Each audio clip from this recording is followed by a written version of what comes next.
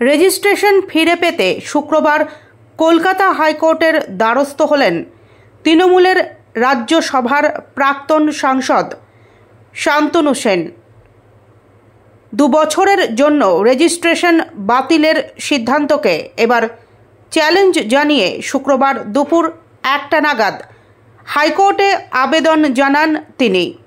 উল্লেখ্য, গতকালই 2 বছরের জন্য শান্তনু সেনের রেজিস্ট্রেশন বাতিলের সিদ্ধান্ত নেয় রাজ্য মেডিকেল কাউন্সিল। আগামী সোমবার বিচারপতি অমৃতা সিনহার এজলাসে তার আবেদনের শুনানি হবে বলে জানা গেছে।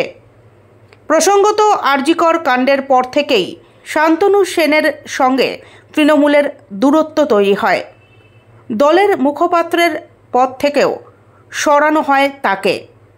চলতি বছরের শুরুতে দল বিরোধী কাজের অভিযোগে শান্তনু সেনকে সাসপেন্ড করে তৃণমূল। এবার তার রেজিস্ট্রেশন 2 বছরের জন্য সাসপেন্ড করল রাজ্য মেডিকেল কাউন্সিল।